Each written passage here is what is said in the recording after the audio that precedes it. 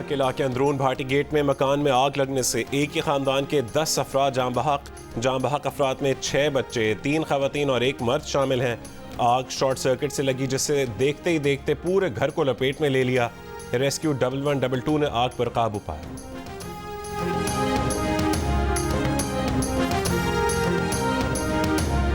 Police वाले ये कह रहे हैं कि ये कस्टम वाले थे, तो कस्टम वाले थे या कुछ भी थे, इनको हाथ दिया, ये बच्चे थे नहीं रुके तो पीछे से उन लोगों ने फायर खोल दिया। ये उधर मौके पे इनका डेथ हो गया। हवाई फायर भी कर सकते थे, पैर में भी मार सकते थे,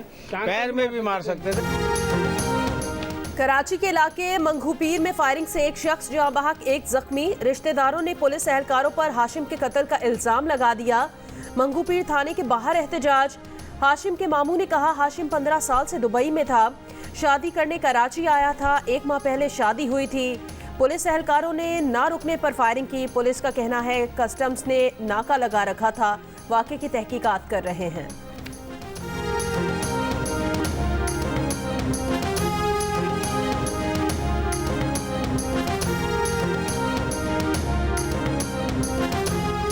मोटरसाइकिल जो आज साइड पे पार्क की गई थी, जिसमें तकरीबन 2 किलो के करीब कमर्शियल हाई एक्सप्लोजिव का इस्तेमाल हुआ और ये रिमोट कंट्रोल डिवाइस थी जिसकी हमें एविडेंस मिल चुकी है। जिससे पुलिस की मोबाइल जो है चूँकि बख्तर बंद है, जिसकी वजह से ये इसकी जो डैमेजेस है वो कम नज़र आ रही है।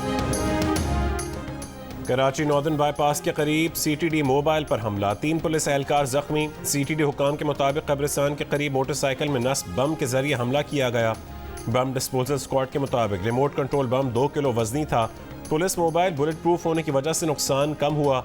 इंचार्ज सीटीडी राजा उमर खत्ताब का कहना है कि मोबाइल के अंदर मौजूद एहलकारों को शीशे के टुकड़े लगे, हालत खतरे से बाहर है। सीटीडी इलाके में कालदम टीटीपी के खिलाफ मिशन पर काम कर रही थी। वापसी पर मोबाइल को निशाना बनाया गया।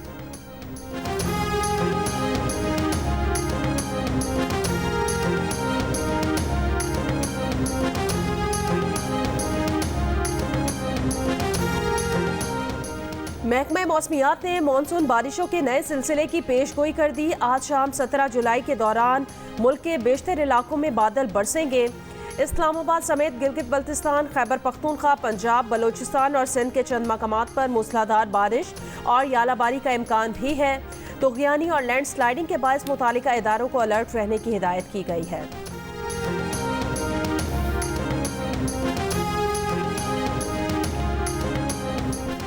भारत की जानिब से 95,000 क्यूसेक से ज्यादा पानी छोड़े जाने के बाद दरियाए सतलुज में निचले दर्जे के सैलाब का खतरा। कसूर, साहिवाल, उकाड़ा, पाकपतन, रिहाड़ी, भावलपुर और भावलनगर समेत पंजाब के 7 अजला मुतासर होने का खदशा। गंडा सिंह वाले में सैलाब से सैकड़ों एकड़ खड़ी फसलें बर्बाद, बस्तियां पानी में घिर गईं। दरियाए चनाब और दरियाए रावी में पानी की आमद में मुसलसल कमी रिकॉर्ड। निगरां वज़ीर आला पंजाब का तलवार पोस्ट के फ्लड रिलीफ कैंप और गंडा सिंह वाला बॉर्डर का दौरा। दरियाए सतलुज के बेड में मौजूद आबादियों के फौरी इनखला का हुक्म। लोगों के साथ मवेशियों को भी महफूज मकामात पर मुंतकिल करने की हिदायत।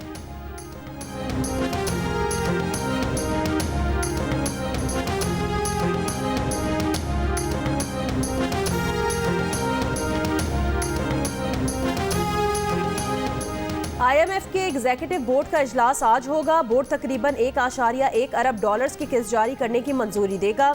इजलास से पहले सऊदी अरब ने $2 अरब दे दिए। IMF ने भी पाकिस्तान का $8.2 अरब की फाइनेंसिंग गैप का मंसूबा मान लिया। वजारत खजाना और IMF के दरमियान एक्सटर्नल फाइनेंसिंग का मामला तय पा गया। चीन से $3.5 अरब, UAE से $1 अरब की फाइनेंसिंग हासिल की जाएगी। एशियाई तरक्याती बैंक और आलमी बैंक से 50-50 करोड़ डॉलर्स की फाइनेंसिंग हासिल करने का मंसूबा है। IMF से कर्ज मुआहदे के तहत $3 अरब हासिल किए जाएंगे।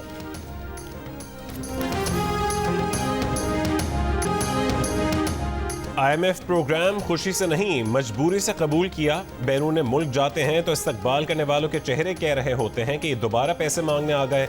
भिखारीपन के खात्मे के लिए हमें अपने पांव पर खड़ा होना होगा। वज़ीर आज़म शहबाज शरीफ का पेशावर में तकरीब से खिताब। $2 अरब की फरहमी पर सऊदी अरब से इज़हार तशक्कुर। कहा वज़ीर ख़जाना सागडार और सिपह सालार जनरल आसिम मुनीर ने भी कर्ज के हुसूल के लिए सख्त मेहनत की है। ख़वातीन को बाइख्तियार बनाने की तकरीब से खिताब में शहबाज शरीफ ने कहा कि आज IMF का बोर्ड बैठने की दुआ करें। बोर्ड में मुआहदा हो जाए, पाकिस्तान अगले चंद दिनों में अपना खोया हुआ मकाम हासिल कर लेगा। हमने पाकिस्तान इकोनॉमिक रिकवरी प्लान बनाया है, जिसमें पहला नंबर ज़राअत, दूसरा बरामदात और तीसरा नंबर मादनियात का है। वज़ीर आज़म से सऊदी सफ़ीर की मुलाकात। शहबाज शरीफ ने सऊदी वली अहद शहजादा मोहम्मद बिन सलमान का शुक्रिया अदा किया।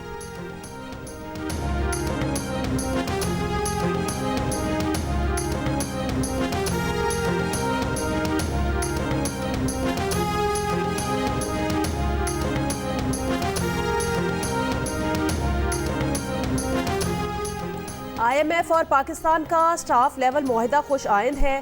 तर्जुमान अमरीकी महकमा खारजा मैथ्यू मिलर ने कहा, मुश्किल वक्त में पाकिस्तानी अवाम के साथ हैं। पाकिस्तान के साथ टेक्निकल इंगेजमेंट जारी रहेगी। पाकिस्तान के साथ तिजारत और सरमायाकारी को मजबूत करेंगे। अमरीका पाकिस्तान समेत किसी मुल्क पर दबाव नहीं डालता कि वो अमरीका या चीन से ताल्लुकात रखे। ऐसे रास्ते तलाश करते रहेंगे जिससे पाक अमरीका ताल्लुकात मजीद बढ़े।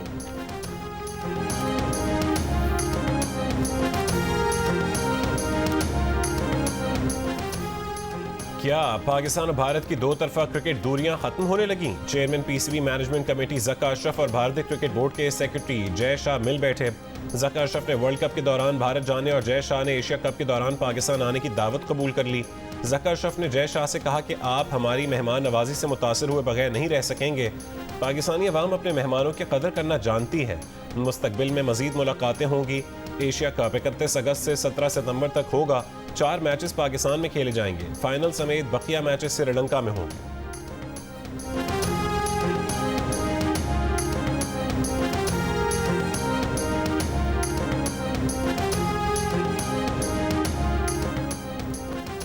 कुरान पाक की बेहुरमती पर OIC ग्रुप की जानिब से पाकिस्तान की दरख्वास्त पर अक़वाम मुत्तहिदा की ह्यूमन राइट्स काउंसिल में 4 घंटे बहस। करारदाद में कुरान पाक की बेहुरमती समेत मजहबी मनाफरत की मजम्मत। मुलव्वस अनासिर को इंसाफ के कटहरे पर लाने पर जोर। रियासतों पर मजहबी मनाफरत की रोकथाम के लिए कवानीन अपनाने पर जोर दिया गया। करारदाद पर वोटिंग आज मुतवक्के है। जिनेवा में मुबाहिसे से वर्चुअल खिताब में वजीर खारजा बिलावल भुट्टो जरदारी ने कहा, सबको मिलकर कुरान पाक की बेहुरमती के वाक़यात को रोकना होगा। कुरान पाक की बेहुरमती मुसलमानों की अकीदे जज्बात पर हमला है। किसी मुसलमान मुल्क में किसी अकीदे की बेहुरमती की इजाज़त नहीं।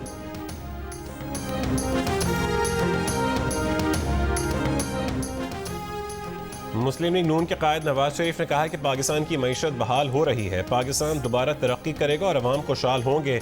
सऊदी अरब में लीगी अहदेदारों से मुलाकात में नवाज शरीफ का कहना था कि सऊदी अरब और पूरी दुनिया में मुकीम पाकिस्तानी काबिल फ़ख्र असासा हैं। समंदर पार पाकिस्तानियों के मसाइल को हल करना हमारा फ़र्ज है।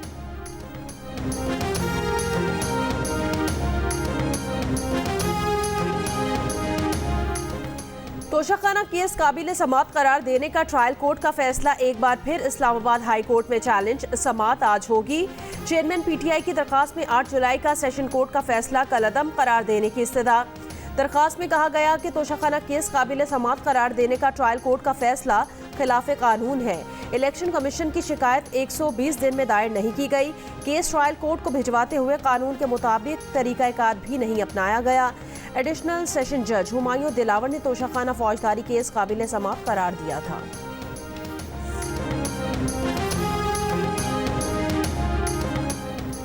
तोशाखाना केस में ट्रायल कोर्ट ने इस्लामाबाद हाई कोर्ट के फैसले पर मिनोअन अमल किया है और चेयरमैन PTI को समात का शाफी और काफ़ी हक दिया है। चेयरमैन PTI ने जो नकात उठाए हैं वो मामूली नौयत के हैं, जिनकी बुनियाद पर अदालती कार्रवाई रुक नहीं सकती। सुप्रीम कोर्ट में भी इस हवाले से लंबा प्रोसीजर है और ये बात तयशुदा है कि फौजदारी मुकदमात पर हुक्म इम्तना नहीं दिया जाता। माहिर कानून इमरान शफीक की जियो न्यूज़ के प्रोग्राम आज शाहजेब खानजादा के साथ में गुफ्तगू। कहा कि चेयरमैन PTI को इस्लामाबाद हाई कोर्ट से जो रिलीफ मिला वो गैर मामूली था, लेकिन इस मौके को चेयरमैन PTI ने गंवा दिया। लगता है कि इस्लामाबाद हाई कोर्ट से हुक्म इम्तना लेने में उन्हें बहुत मुश्किल पेश आई।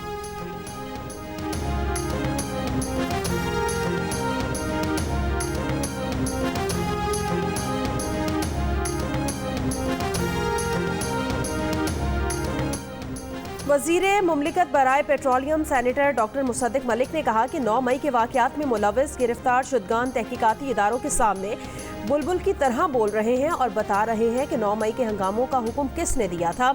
जियो न्यूज़ के प्रोग्राम कैपिटल टॉक में बात करते हुए उन्होंने कहा, इन गिरफ्तार अफराद के हक में इसराइल का बयान साफ बता रहा है कि इन लोगों के पीछे कौन है।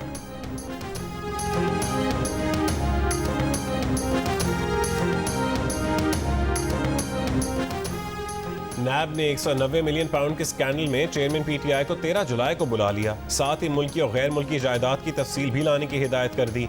बनी गाला और जमान पार्क की रेवेन्यू दस्तावेज भी तलब कर ली।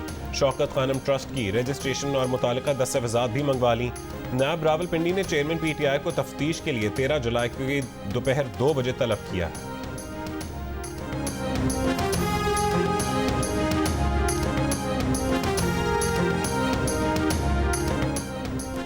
इसराइल ने तहरीक इंसाफ की हिमायत की है। तहरीक इंसाफ के चेयरमैन और इसराइली लॉबी एक दूसरे के इत्तेहादी हैं। विफाकी वजीर शहरी रहमान ने कहा, चेयरमैन पीटीआई इसराइल के साथ दोस्ती के लिए कुछ भी करने को तैयार है। वजीर आजम के मुआविन खुसूसी अताउल्लाह तारण ने कहा, इसराइली हुकूमत 9 मई वाक़यात पर अक़वाम मुत्तहिदा चली गई। इसराइली हिमायत ने साबित कर दिया कि पीटीआई चेयरमैन इसके एजेंट हैं। इसराइली मंदूब ने अक़वाम मुत्तहिदा की काउंसिल बराए इंसानी हुकूक में कहा था कि पाकिस्तान में जबरी गुमशुदगियों, तशद्दुद, पुरअमन एहतजाज पर क्रैकडाउन पर तशवीश है। पाकिस्तान ने इसराइली इल्ज़ाम मुस्तरद कर दिया था। दफ्तर खारजा ने कहा था कि पाकिस्तान को फ़लस्तीनियों पर मज़ालिम करने वाले मुल्क की नसीहत की कोई ज़रूरत नहीं।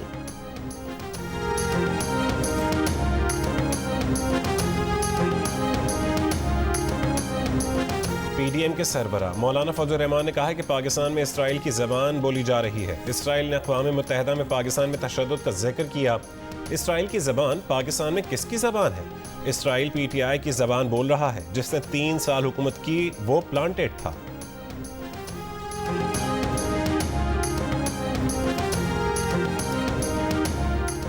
इस्तेहकाम पाकिस्तान पार्टी के तर्जुमान फयाजुल हसन चौहान का चेयरमैन पीटीआई के बयान पर तंज। कहा, जंगल का कानून है जहां एक शख्स को रोजाना 7 से 8 केसेस में जमानत मिल रही है। जंगल का कानून है जो एक शख्स को सहूलत दे रहा है। कोई इसको हाथ नहीं लगा सकता, गिरफ्तार नहीं कर सकता।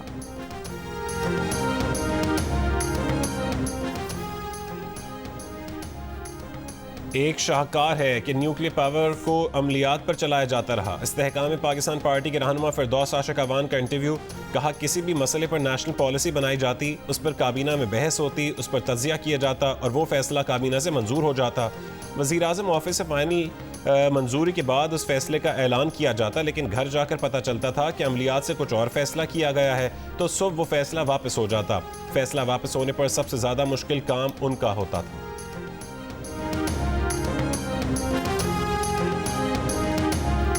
मजहबी हम आहंगी के फ़रोग और तारीख़ी विरसे गंधारा तहजीब को महफूज करने की कोशिशों पर दुनिया भर से बुद्ध मत के पैरोकारों को पाकिस्तान के मोतरफ इस्लामाबाद में गंधारा तहजीब पर बैनुल अक़वामी सिम्पोजियम जनूबी कोरिया, मलेशिया, चीन, थाईलैंड, म्यांमार, वियतनाम और श्रीलंका से मंदूबीन शरीक। कहा, कॉन्फ्रेंस के इनेकाद से मजहबी विरसे की हिफाजत में मदद मिलेगी। पाकिस्तान को दुनिया के ममालिक के मजीद करीब आने का मौका मिला है। सिम्पोजियम से खिताब में सदर आरिफ अलवी ने कहा, बुद्धा का पैगाम अमन है। तहजीबों को तनाज़ात से हटकर अमन की तरफ जाने की ज़रूरत है। चेयरमैन वज़ीर आज़म task force Gandhara tourism doctor Ramesh Kumar ने कहा, सकाफती सयाहत के जरिए पाकिस्तान का मुस्बत तशख़्ख़ुस उजागर होगा।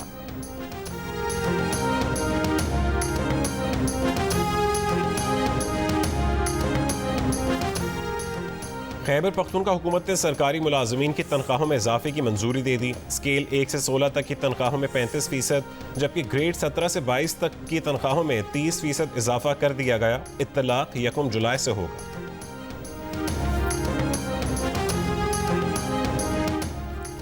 रावलपिंडी में ऑनलाइन कर्ज देने वालों के तकाजे और धमकियों ने एक शख्स को मौत के मुंह में पहुंचा दिया।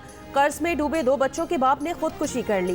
बेवा ने बताया कि नौकरी खत्म होने पर शौहर ने 13,000 रुपए कर्ज लिया। 1 हफ्ते बाद ही कंपनी ने तंग करना शुरू कर दिया। सूद के साथ रकम 50,000 तक बढ़ा दी। शौहर ने कर्ज चुकाने के लिए दूसरी कंपनी से 22,000 रुपए कर्ज लिया तो उसने भी ब्लैकमेलिंग शुरू कर दी। मोबाइल से जाती डेटा लीक करने की धमकी दी। कर्ज की दलदल ने जहनी अजियत में डाल दिया। शौहर ने दिल बर्दाश्ता होकर गले में फंदा लगाकर खुदकुशी कर ली।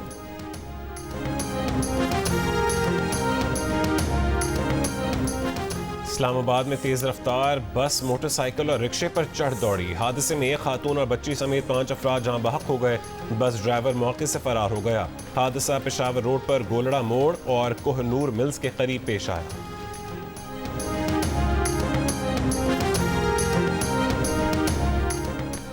खैबर पख्तूनख्वा हुकूमत ने जिला कुरम में फौज और FC तलब कर ली। सूबाई महकमे दाखिला के मुताबिक जिला कुरम में अमन व अमान की सूरत हाल मामूल पर आने तक फौज तैनात रहेगी। मुतनाज़ ज़मीन पर जिला इंतजामिया ने दफ़ा 144 नाफिज कर दी है। सूबाई महकमे दाखिला का कहना है झूठी खबरें फैलाने वालों से सख्ती से निपटा जाएगा। कुरम के अवाम तनाज़े के हल के लिए जिला इंतजामिया और कानून नाफिज करने वाले इदारों के साथ है। ANP का खैबर पख्तूनख्वा के निगरां वजीर सनत अदनान जलील को वजारत से हटाने का फैसला। सूबाई सदर एमल वली ने अदनान जलील को हटाने का कह दिया। अदनान जलील की जगह मुशीर खेल मतियुल्लाह मरवत को वजीर बनाए जाने का इम्कान। ANP के अशरफ दावड़ को भी निगरां काबीना का हिस्सा बनाया जाएगा। ज़राए के मुताबिक अदनान जलील का झुकाव गवर्नर की तरफ है। Adnan Jalil Khyber Pakhtunkhwa economic zones development and management company में ऑडिट कराना चाहते थे, लेकिन उन पर मामले को न छेड़ने के लिए दबाव डाला गया। अदनान जलील कहते हैं कि उन्हें अपने ओहदे से हटाने की समरी का इल्म है। करप्शन रोकने के लिए काम कर रहा था, लगता है कि इसकी वजह से हटाया जा रहा है।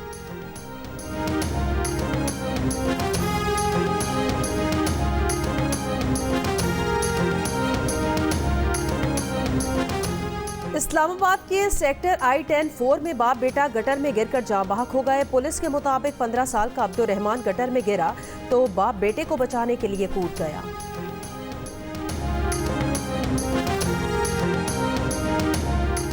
कश्मीर में वापडा अस्पताल गुड्डू के MS डॉक्टर मुनीर अहमद को डाकू ने अगवा कर लिया। पुलिस की भारी नफरी डाकुओं के ताक़ुब में रवाना। जिला कश्मीर से 3 महीने में अगवा होने वालों की तादाद 47 हो गई।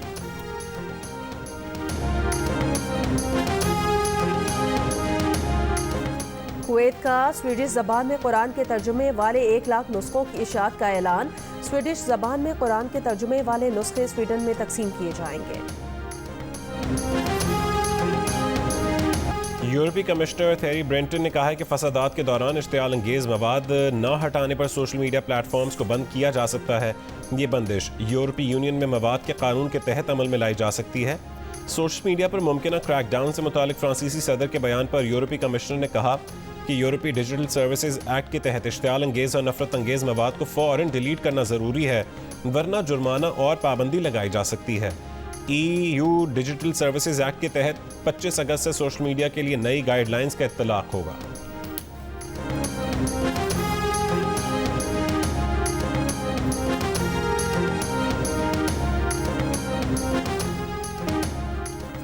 नोबेल इनाम याफ्ता मलाला यूसुफजई 26 बरस की हो गईं।